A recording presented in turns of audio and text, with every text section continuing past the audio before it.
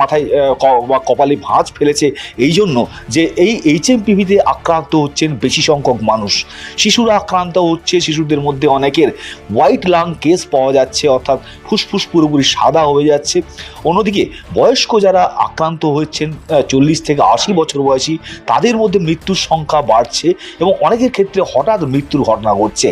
Juan প্রদেশেই প্রথমে ছড়ায় এই ভাইরাসগুলি এবং হুয়ান প্রদেশের যে গ্রামীণ এলাকাগুলো রয়েছে সেখানে কিন্তু অনেকেই স্বাস্থ্য পরিষেবা পর্যন্ত পাচ্ছেন না, তার কারণ এতটাই উপচে পড়া ভিড় হাসপাতালগুলিতে। তার পাশাপাশি যে সারা দেশেই হাসপাতালগুলিতে বেডের সমস্যা দেখা দিয়েছে, অনেকে ভর্তি হতে পারছেন না।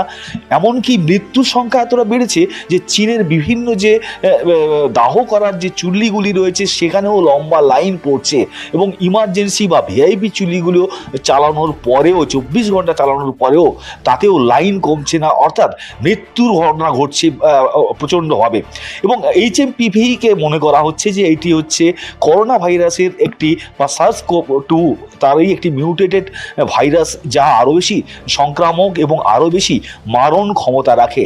তার ফলে সারা দেশ জুড়ে যেমন যে স্টেট অফ ইমার্জেন্সি জারি করা হয়েছে, তেমনই স্বাস্থ্যকর্মীদের থেকে শুরু করে সবাইকে প্রচণ্ডভাবে সতর্ক থাকতে বলা হচ্ছে, তাদের ছুটি বাতিল করা হয়েছে।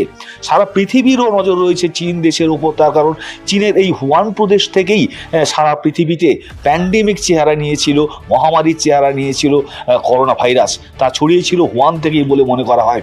ফলে চীনের এমন পরিস্থিতিতে হু বা ওয়ার্ল্ড হেলথ অর্গানাইজেশন তারা কিন্তু চীনের কাছ থেকে অরিজিনাল ডেটা চেয়ে পাঠিয়েছে এই ভাইরাসের প্রাদুর্ভাব নিয়ে।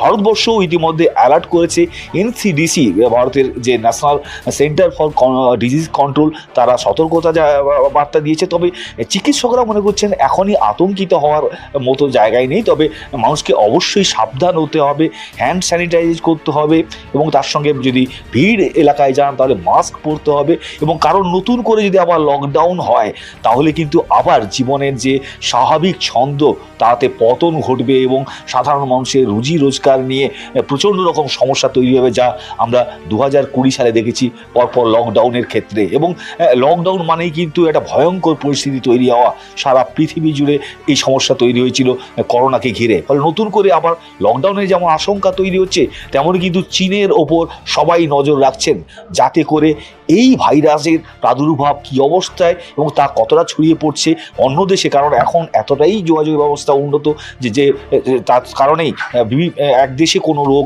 তা অন্য দেশে ছড়াতে বেশি সময় লাগে না। ফলে স্টেট অফ ইমার্জেন্সি ঘোষণার পর থেকে কিন্তু নড়ে চড়ে বলছে যে হু